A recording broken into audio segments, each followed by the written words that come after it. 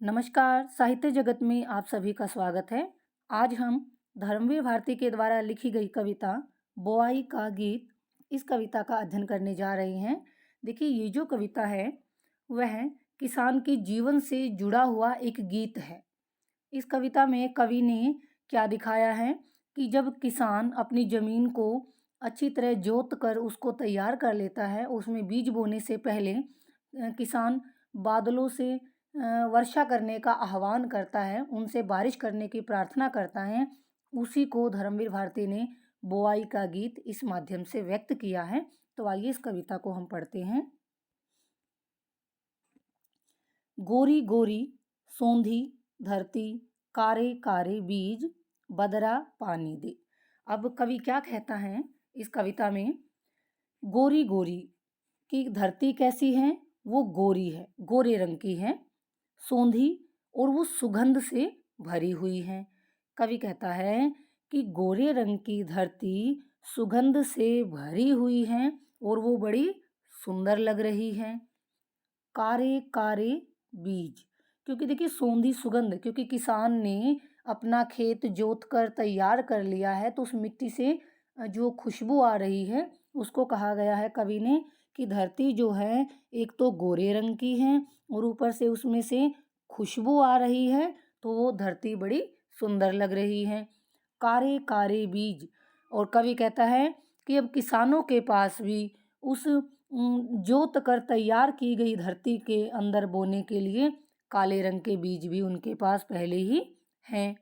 बदरा पानी दे, इसीलिए वो सारे किसान बादलों को पुकारते हैं, बादलों से प्रार्थना करते हैं कि हे बादलों, तुम हमें पानी दो, वर्षा दो, वर्षा करो। क्यारी क्यारी गूंज उठा संगीत। अब खेतों में जो किसानों ने क्यारियाँ बनाई हैं, कि खेतों में जो क्यारियाँ बनाई हैं वो बनकर तैयार हो गई हैं। अब उनको पानी की ज़रूरत है कि उनके अंदर पानी दिया जाएगा तभी उनके अंदर बीज बोए जाएंगे।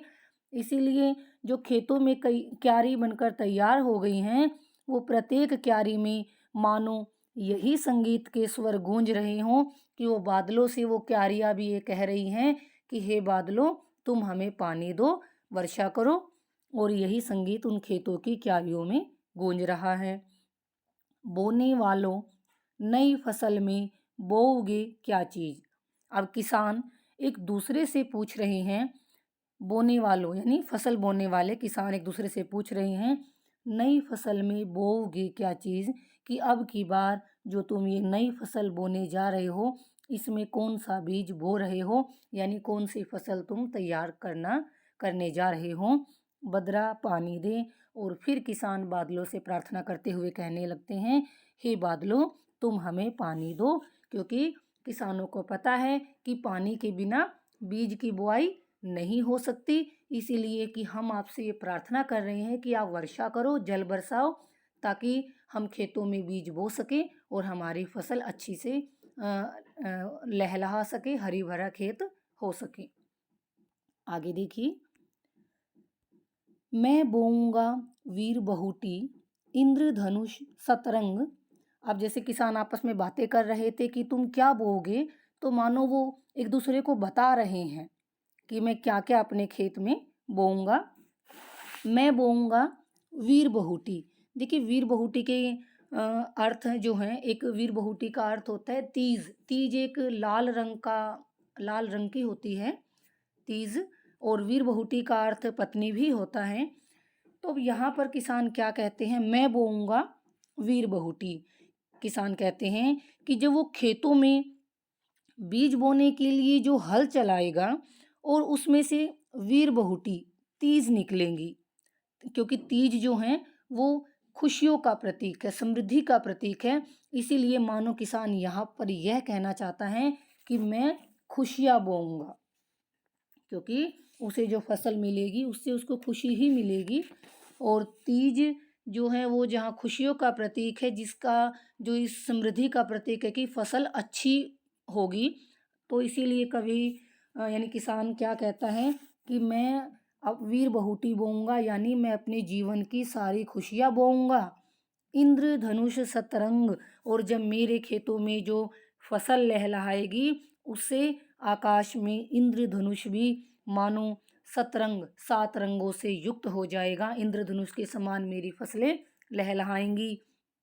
नए सितारे और जो फसल के कारण जो आकाश के अंदर सितारे हैं, वो भी एक नए रूप में दिखाई देंगे, नए दिखाई देंगे।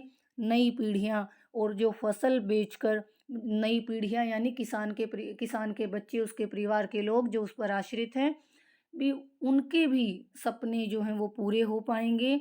नए धान का रंग और जो धान है उसका रंग भी एकदम नए प्रकार का निखर कर आएगा।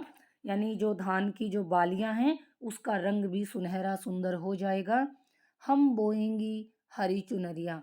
अब जब किसान आपस में बातें कर रहे हैं तो वहाँ पर जो किसान महिलाएं हैं, उनकी पत्नियां हैं, अब वो क्या कहती हैं, हम बोएंगी हरी चुनरिया, कि हम भी क्या बोएंगे, हरी चुनरिया। देखिए चुनरिया बोई नहीं जाती, तो यहाँ पर कवि ये कहना चाहता है कि उनके खेत में जो फसल होगी, उस फसल को बेचकर, अच्छी फसल होगी तो उसको बेचकर जो पैसे उन्हें मिलेंगे, तो वो कहती हैं किसान की पत्नियां कि वो हमें हरी चुनरियाँ ओढ़ने को मिलेंगी। फसल अच्छी होगी, उसे बेचकर उनको ओढ़ने के लिए हरे रंग की चुनरी मिलेगी, कजरी मेहंदी, और हम अपने हाथों में सांवली मेहंदी भी लगाएंगे, खुशियाँ मनाएंगे। राखी के कुछ सूत, कि हम सूत काट कर राखी तैयार करेंगे, राखी का त्योहार मनाएंगे। और सावन की पहली तीज और सावन की महीने की जो यानी सावन की तीज को हम मनाएंगे। हमारी फसल अच्छी होगी तो उसको बेचकर हम हरी चुनरी खरीदेंगे, अपने हाथों में मेहंदी सजाएंगी, राखी का त्योहार मनाएंगी और सावन की तीज को भी, पहली तीज को बड़ी धूमधाम से मनाएंगी। बदरा पानी दे, इसीलिए वो बादलों से प्रार्थना करती हैं कि हे बादलों, तुम हमें पानी दो, वर्षा करो, जिससे हमारे खेत जो हैं हरी भरी फसलों से लहलहा जाएं, एक अच्छी फसल पैदावार हो और उस अच्छी फसल को बेचकर हम अपने सपनों को पूरा कर सकें और हमारी जो ज़रूरतें हैं हम उनको पूरा कर सकें। तो इस प्रकार कवि ने किसान के जीवन के बारे में यहाँ पर बताया और खेती पर उसकी निर्भरता को दिखाया है कि अच्छी फसल होगी तो उसी फसल को बेचकर उससे और उसके परिवार के सपने पूरे होंगे। ये थी हमारी आज की कविता बुआई का गीत। मैं उम्मीद करती हूँ कि आपको समझ आई होगी। इसी के साथ आप सभी का बहुत बहुत धन्यवाद।